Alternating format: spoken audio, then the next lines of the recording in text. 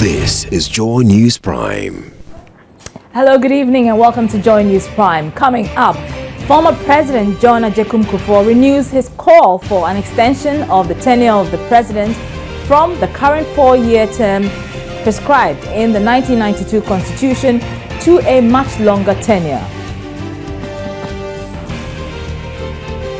President John Mahamas causes stir as he commissions Naval Headquarters Office complex in Birmingham clad in military attire. We'll find out if it means anything at all. Opposition New Patriotic Party promises to restore teacher trainee allowances, provide decent paying jobs and implement more youth-friendly policies when voted into power. And in business, Minister of State in charge of private sector development, Rachel Popo, says that the Export and Import Bank has begun operations, but on a low key. Plus, the market, talking about the currencies and the commodities market here. Business on Prime. And some commercial drivers in the Volta regional capital, Ho, struggle to get liquefied petroleum gas following shortage of the commodity in the region. We also have sports, entertainment and Joy News Interactive in this 2-hour bulletin, available across Europe on ABN television. My name is Araba Kumsin. Stay tuned.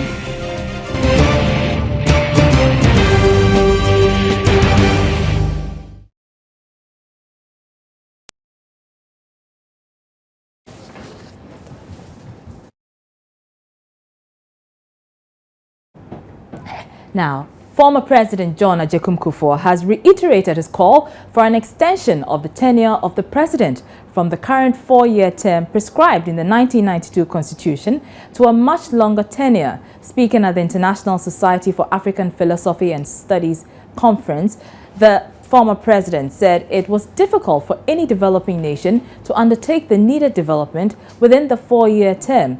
Joy News' Joseph Akablay was at the conference and filed the following report. The conference offered scholars an opportunity to present academic papers on topics of interest. It was attended by students and faculty members of the University of Ghana Philosophy and Classics Department.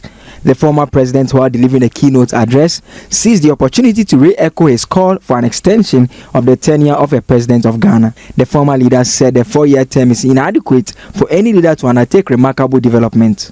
Even the current constitution, for instance, providing for 4-year terms.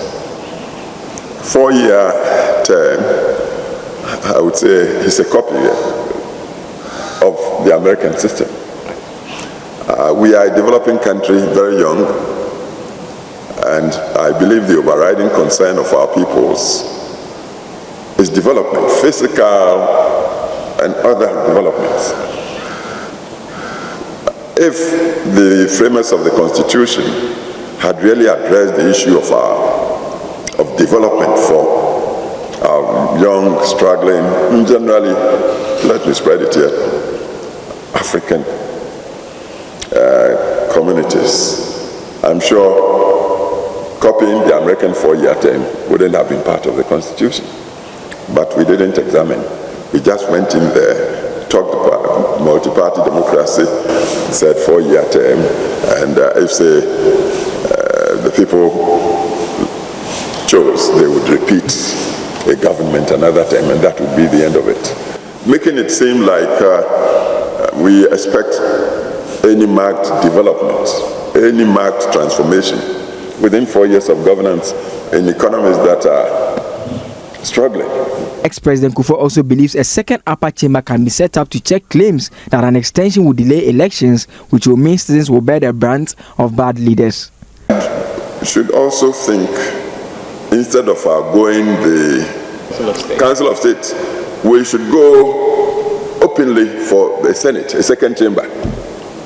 A second chamber not filled with party lines, but on institutional representation largely, balancing regions, balancing professions, and the role of that.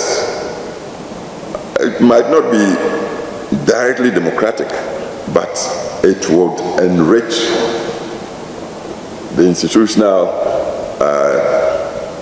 operations within the constitution, because when you have a chamber like that will do the vetting of ministers, then the majority in the lower house would not rush to approve appointment just on basis that he's a colleague of party. Joseph Akable reporting for Joy News. Now, President John Mahamas caused quite a stir of admiration, of course, from the armed forces when he arrived to commission the Naval Headquarters Office Complex in Burma Camp, clad in military attire. The president praised the Navy for their achievements in protecting Ghana's coastline and took the opportunity to address a number of concerns raised by the Army during the Durbar. Jennifer Kwama witnessed the ceremony and now reports. The president received a rousing welcome when he arrived to commission the Naval Headquarters Office Complex Thursday. The commander-in-chief applauded the Navy for its efforts in protecting Ghana's coastline and its offshore assets. Ladies and gentlemen, before I berth the ship, let me also indicate that the government of Ghana acknowledges the invaluable contributions of the Ghana Navy towards the nation's economic, social, and political development by ensuring peace and security within the country's maritime domain. The Navy's successes in anti-piracy operations have brought credit not only to itself, but to the entire nation of Ghana. This has lent credence to government's efforts to rid our waters of maritime-related crime.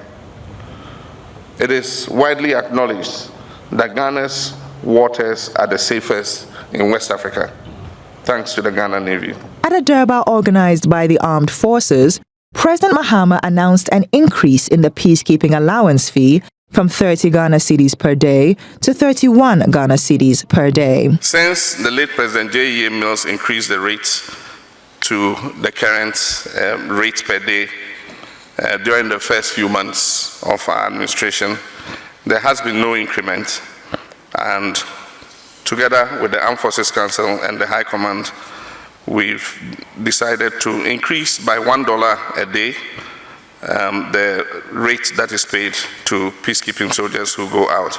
And so an additional $31 per month will be added to the allowance that is paid. Appreciate. Joy News checks reveal the increment was authorized from the United Nations, and top brass of the military got wind of it. In order not to spread any disaffection between the executive and the military, the increase was announced publicly on Thursday.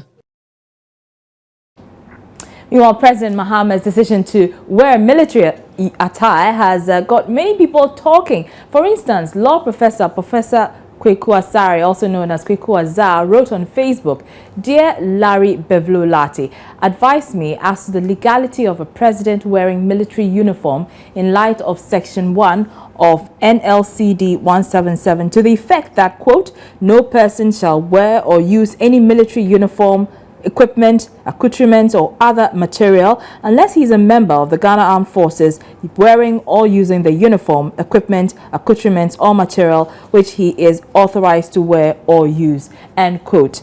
Daye. But Group Captain Obeng Intim, retired, who is also a legal practitioner, says there is absolutely nothing wrong with the president choosing to wear any of the uniforms of the Ghana Armed Forces because he is the commander-in-chief of the forces. He spoke to my colleague Chifa Bampo on Newsnight. The president, as commander-in-chief, his position is guaranteed by the constitution. He has every right to put on any appropriate uniform at any appropriate time. So I have not seen, unfortunately for me, I have not seen the uniform the president put on. But I can assure you that he has done nothing wrong. And I must confirm that he has done nothing wrong. Okay. Now, there's what the NLC Decree 177 says, that no person shall wear or use military uniform, equipment, accoutrement, or other material unless he's a member of the Armed Forces of Ghana. The president, would you consider him, or would the law consider him a member of the Armed Forces? that decree is applicable to civilians. Commander-in-Chief, strictly speaking, is not a civilian. He may be a civilian in the sense that he has not gone through military training, but he is the head of the armed forces, and he has every right to wear whatever uniform that he chooses to wear at the appropriate time.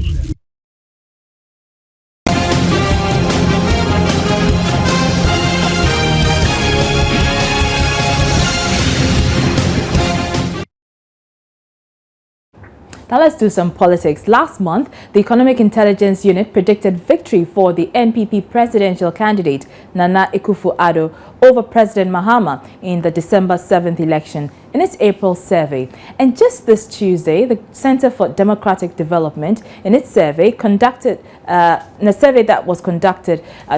70% of Ghanaians think the country is heading in the wrong direction. But the governing NDC says it is not worried about the survey because their own study shows President John Mahamas is ahead of the competitors, I beg your pardon.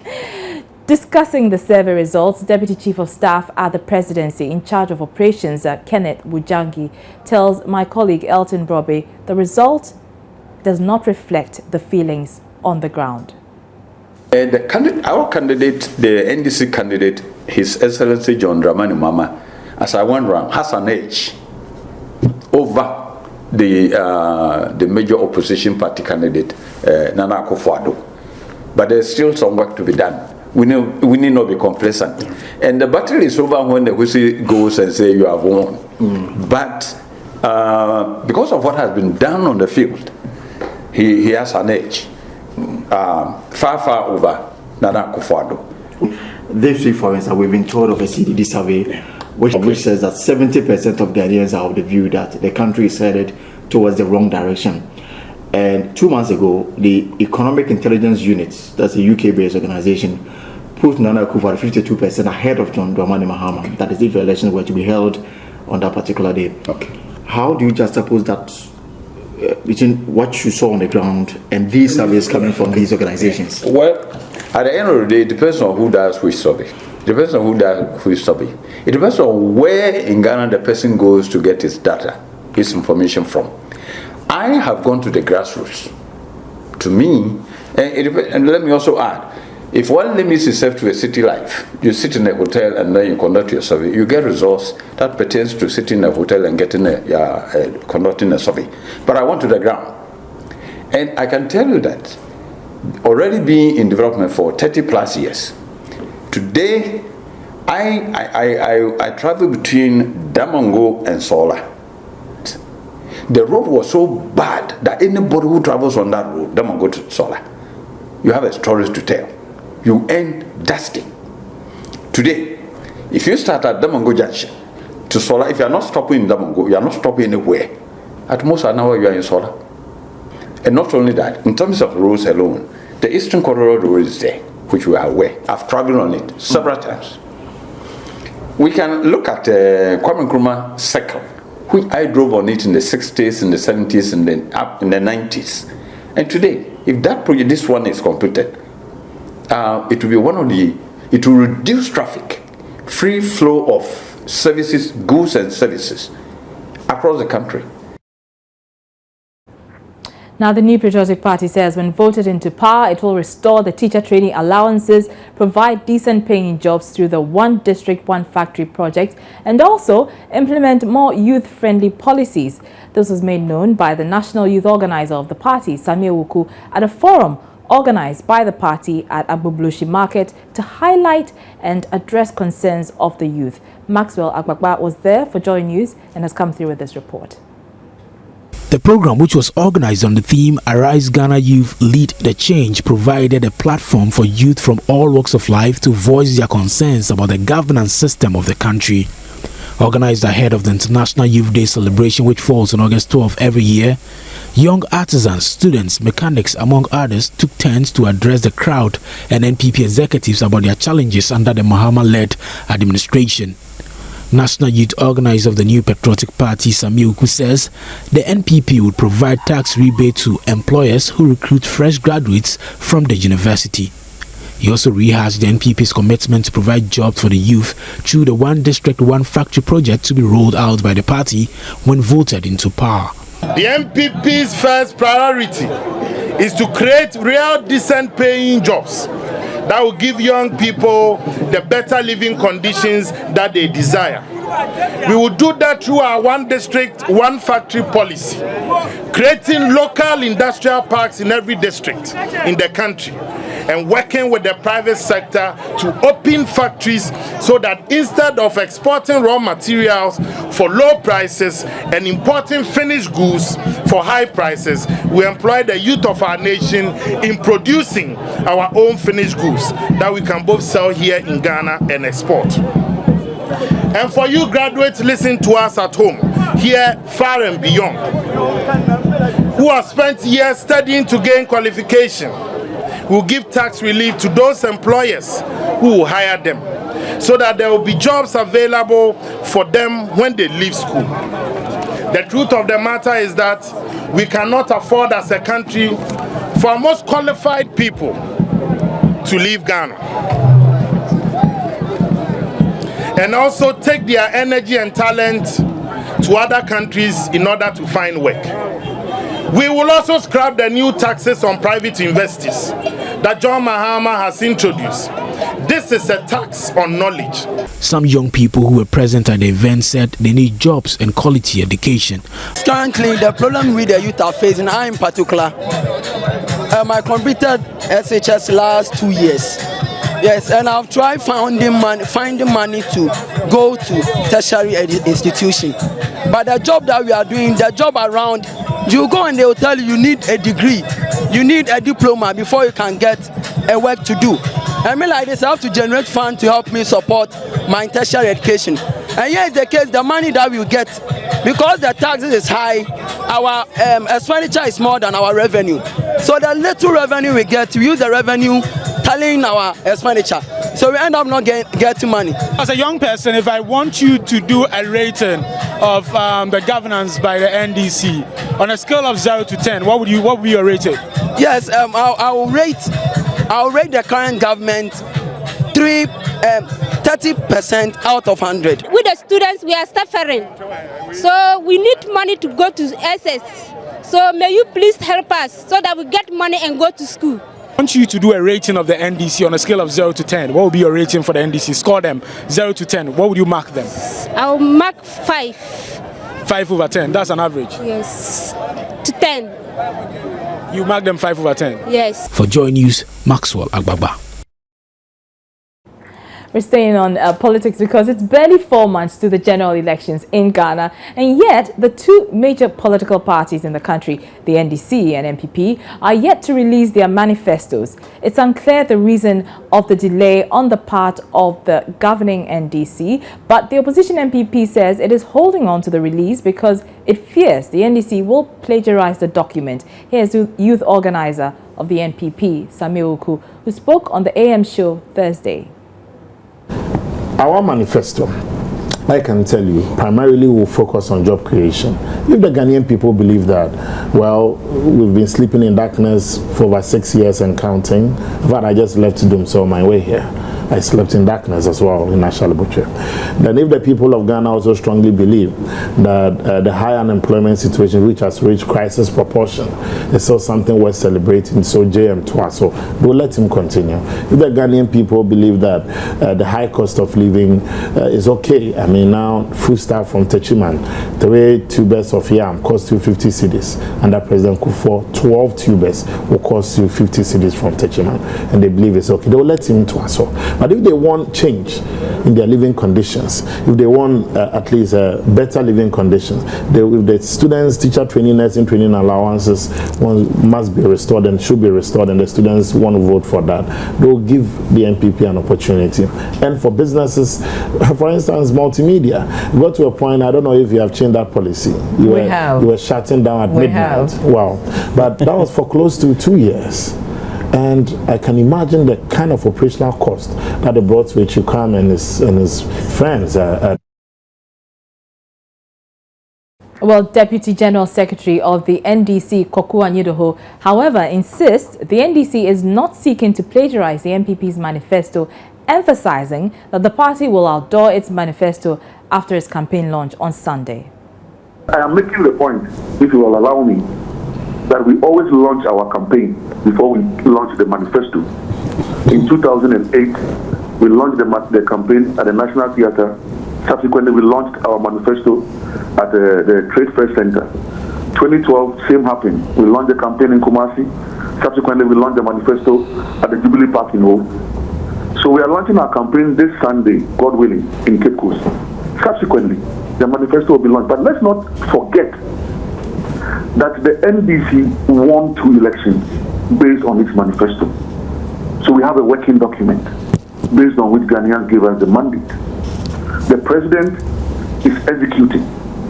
That is why he's moving around on his working visits, on his tours, and he's speaking to the heavy development that is taking place nationwide. So if you are in opposition and you are seeking the mandate of the people, and you have put your policy document inside your cupboard and your wardrobe, and you are saying, or for that matter, coming up with this very puerile argument that if I put out my document, it will be plagiarized, I think that discerning Ghanaians are listening. I was just listening to the gentleman talk about our manifesto is ready, our flag bearer is not speaking out of 10. But we know for a fact that on 2 occasions he has refused to appear on the IEA platform that he himself promised he will appear on. Only for his communications director to come and tell us that the flag bearer is not appearing on the IEA platform because their manifesto is not ready. And that their manifesto is now going through some so-called validation process to cut out a lot of the chaff and make it a more comprehensive and a thinner document. So, honestly, I am not going to go into this banter of who is going to... Well, you're listening to Joy Prime on the Joy News channel here on Multi TV. Still to come, residents of some commercial drivers in the Volta regional capital Ho struggle to get liquefied petroleum gas following shortage of the commodity in the region. We're taking a short break. We'll be right back.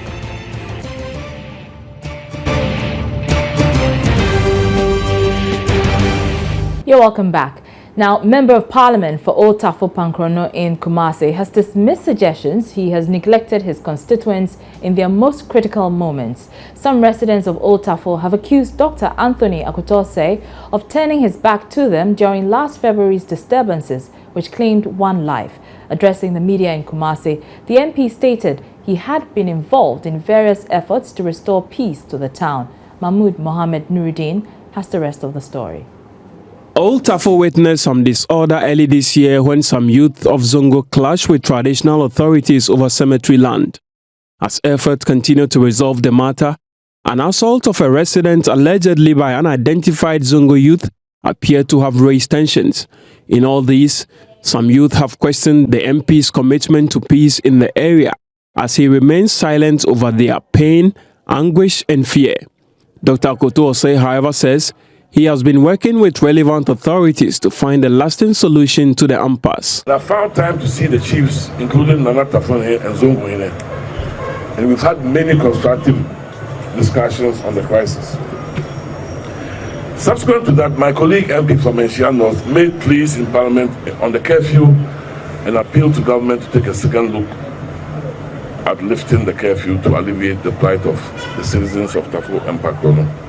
He appealed to the residents to let cool heads prevail and exercise restraint, while amicable settlements is sought to end the impasse. Borders on chieftaincy and land ownership, a prerogative of the Alodia owners, that is Tafohene and Asantene. So it was a very sensitive matter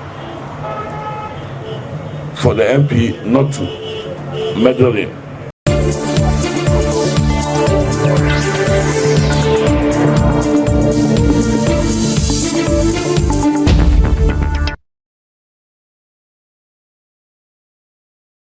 And it's time for business now, and joining me is John Mahamas with all the latest on the business front. Hi, John. Hi, Awa. So what's on the business front? You remember last year the brouhaha about Ghana trying as much as possible to improve on our export, and then a lot of businessmen and women saying that they don't have financing and the capital to do so. Basically, at a point in time, a bill went to Parliament. That I'm talking about the Exim Bank bill went to Parliament last year, and fortunately they did pass that. So the bank today, the news is that the bank is now operational. That's according to the minister in charge of PPP, that's public-private partnership. That's Honorable Rashid Purple, saying that the bank is operational now, but on a very low scale. So they're advising the public, you and I, to try as much as possible to patronize it. Yes. Not, you are not an exporter. Are you exporting? Or maybe I may be. Exactly, some small business somewhere. But then they need your money. You and I are money to support the bank to grow the way they want it to be. The seed capital is ready and everything, and it's operational as we speak. So that is exactly what we want our viewers to actually know. That's the biggest of the story so far for now, Araba. All right, take it away, John. Thank you very much, Araba. In our first story, Minister of State in charge of Private Sector Development, Rashid Purple, has confirmed the Export and Import Bank, Exim, has begun operations, although on a low scale.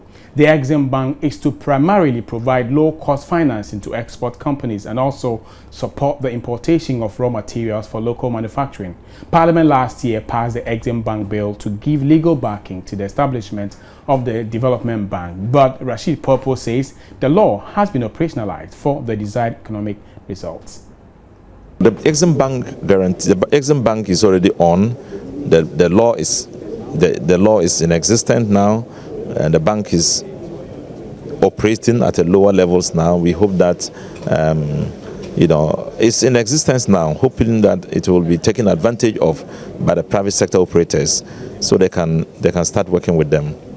Well, the idea is to ensure that we relax the rules. If you go to the traditional banks, you have a challenge of getting money because they insist on collateral, and they insist on various other landmark initiatives you have to have in place. Now, what we want to do is to relax these rules, is to allow also for money to be given to you with low interest, so that starters and big businesses that want to expand can easily access the money from the Exim Bank and be able to expand. In fact, it's a commitment to the private sector to make sure that we create enough opportunities for our young people to be able to take advantage of what is available here. Still remaining a bit more in the financial services, financial analyst and the chief executive officer of Trust Consult, Charles Mensah, says local businesses partnering with their foreign counterparts is critical to the sustenance of foreign investment here in Ghana. Ghana has seen an increase in the volumes of foreign direct investment since it started producing oil in 2011. But Charles Mensah tells Joy Business to ensure such investment are sustained, government must develop policies and provide incentives to encourage partnership between local and foreign business operators. If all the foreign investors, in a very subtle manner, they can be asked to partner indigenes, to partner Ghanaians, then the sustainability will be there. Because once you partner somebody, even if you want to take a decision to exit, the business can stay because there's a local partner. If you don't partner people, what then happens is that if an issue arises in the home country of the investor, or the shareholder or the shareholders of that particular foreign investor, and they take a decision abroad, a corporate office, it can affect them, and they can take a decision: we are closing down from Ghana, or we are closing down from Africa. Once that decision is taken, it has nothing to do with the economic growth of the country that they operate. It's just a strategy that they've adapted, which they do almost every now and then. But then, if originally, at the time of entry, they partnered a local Ghanaian or local Ghanaians, even if they exist, the business can stay. And that is where we should increase policies to encourage partnership, and that any foreign investor who partners a Ghanaian, we can have a variation of tax, corporate tax. We can decide that if you come on your own, you pay a certain percentage of corporate tax. If you partner a Ghanaian, your corporate tax will reduce. Once we do that direction, we would always have sustainability. You could sustain. It's just that the business is there. The owners are those who change, but the business will flow.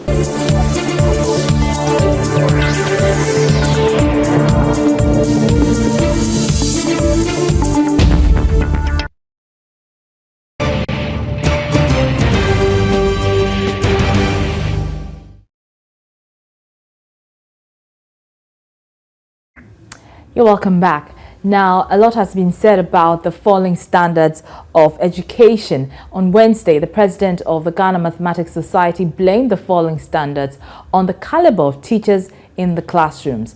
But on the polls earlier Thursday, educationist Paul Krampa and a teacher, Ernest Opoku, trying to find other reasons why perhaps more children are failing in their exams now than before. I'm not surprised at all with the kind of results that we are receiving, because we were expecting it and it has happened. You were expecting this poor result? Yeah, sure, because the results actually reflect the kind of economy that we have as a country.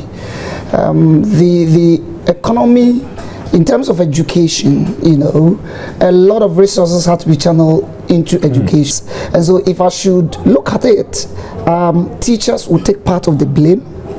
Government will take a chunk of the blame.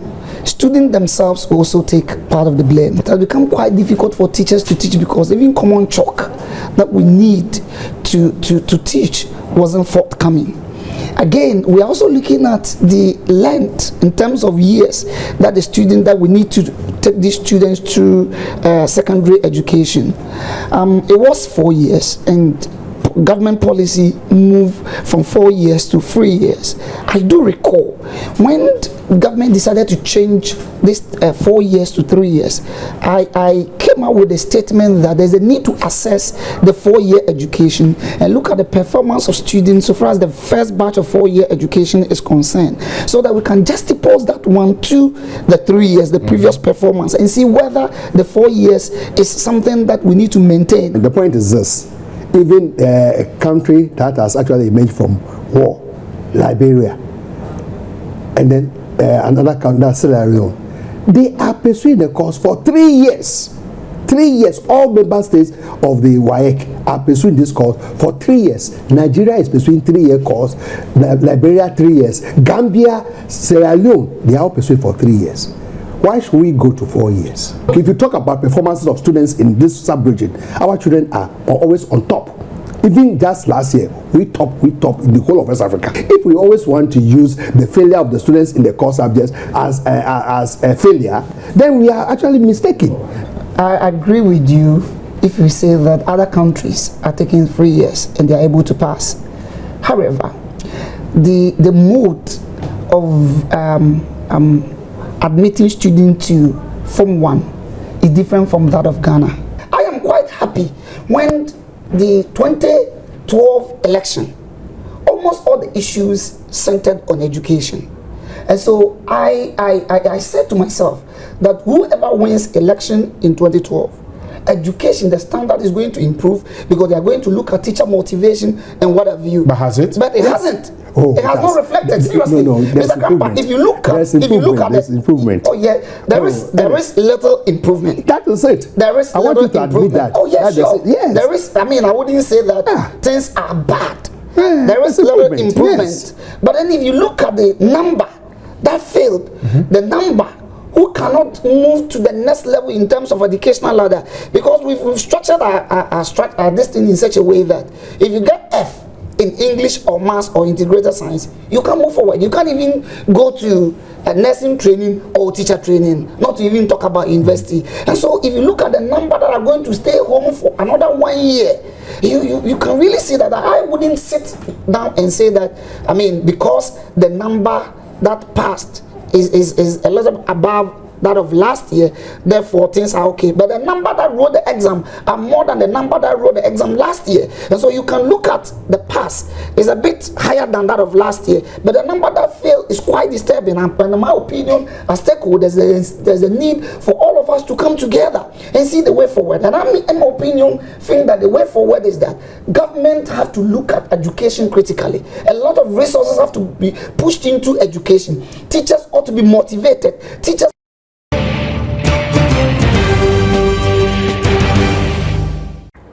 Now, the rising sea level in coastal communities has not only destroyed houses, but also collapsed industries and businesses, resulting in huge job losses. That's according to Keta MCE, Sylvester Tonyeva.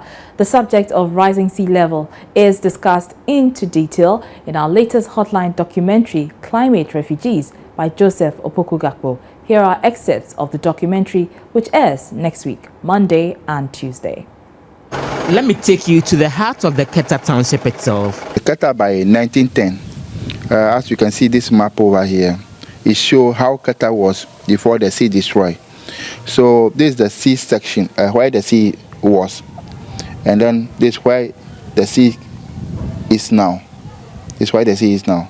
So the sea destroyed, these are the buildings you can see over here. So the sea destroyed all these houses up to this point, including the fort. You can see them where the fort is. So half of the fort have been taken by the sea. So these are all houses surrounding. This is the remaining houses that you can see over here, where we are now. So 3/4 of the town is in the sea. And this half of the Keta we are seeing today. More than 2/3 of the Keta township is now part of the sea, completely submerged over the last half-century. Municipal Chief Executive Sylvester Tonyeva is worried about destruction caused to homes and business activities. Actually, what we see now as Keta is just a pale shadow of itself. We all know in the 50s, 40s, Keta even served as a capital of Volta region. It was a highly popular area, and there was a harbor in Keta where companies like GB Olivant, UAC, and others settled in Keta, and they were doing brisk business. Our parents even told us that Keta was so popular that people from Kumasi, the north, were doing business in that area. So what we came to see in Keta today is just a pale shadow of itself. God, the sea has actually caused havoc to the area, and we are yet to recover from that. As Assembly Member for the Keta Central Electoral Area, James Oklu explains several key infrastructure, including colonial relics, have been lost to the sea. There was a lot of coconut plantations along the coast over here, and there was a lot of buildings over here. You have the building put up by the colonial masters, like the Kita London Park, the UAC, the Bartholomew, John Holt, Kita Zion, Kita EP, all have been submerged by the sea. All those buildings were submerged by the sea. So right now, the sea, as you can see, is near to the fort. But formerly, it was 5 miles to 6 miles away from the fort. Keta is safer today following the construction of an 8.4-kilometer sea defense wall here, which cost government more than $80 million.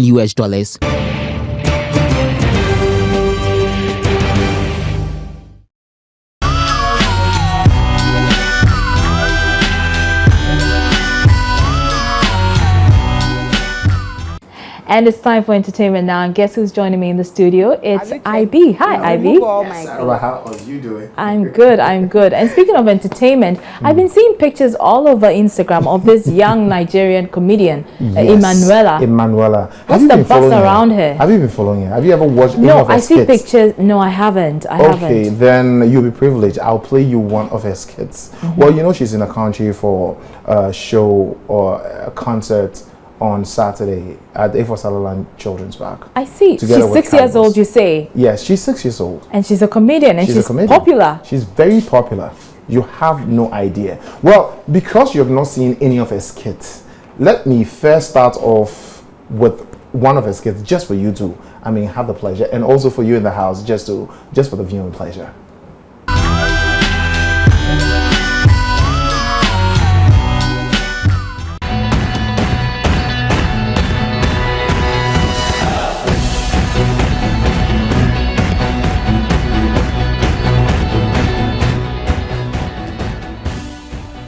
Now, and the man Gary Al Smith brings us what's happening in the world of sports. Hi, Gary. Hello, Jifa. Araba. Hey! It's all good. It's all good. But you know, I've been following the real games, and you know, our swimmer, what's his name, Abeku, swam today. He did pretty well. Yeah, he did well. He did pretty well. I was quite impressed. But there are a lot of people who are saying that look, that pretty well does not cut it. No, but this is our first time entering the swimming, you know, competition, isn't it? Yes. So I mean, you have to start somewhere. Right. And he's only 16 as well. Yes, exactly. He's basically a kid. Yeah. So what's in sports? That will review how he did in the pool today and why he did not qualify. I'll explain why he did not qualify. And then we look ahead to some of the other events at the Olympics, and the English Premier League is starting. Right. We'll start to look ahead to it as well. Okay, take it away. Right, thank you very much, and thank you for joining us on the Sports on Prime. Forgive my calling her Jifa. I always mix the names even in the newsroom. Ghanaian athletes Abeku Jackson became the first Ghanaian to be in the pool at the Olympic Games, but he was unable to go forward. He was eliminated after finishing 6th in the 50-meter freestyle. Abeku had the hopes of a lot of people because there had been a lot of hype around him, together with some of our other individual athletes like Sandra Chogedi in the judo and others as well. Unfortunately, his 6th place finish in the heat meant that he was not one of the 8 finalists to be able to make it to the end. Don't forget that even though he's 16 years and we are saying that it is a good start for him, it was only yesterday that another 16-year-old won gold in the 100-meter freestyle. So some may say it is not an excuse, but well, sometimes it's just about context and you have to understand the way these things work. And don't forget also that Michael Phelps, who today we are celebrating as one of the greatest Olympians of all time, was 15 years when he first went into the pool at the Olympics at Sydney.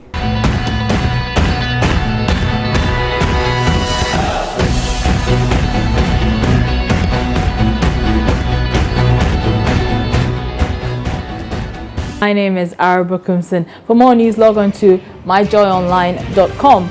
Join us same time tomorrow. Good night.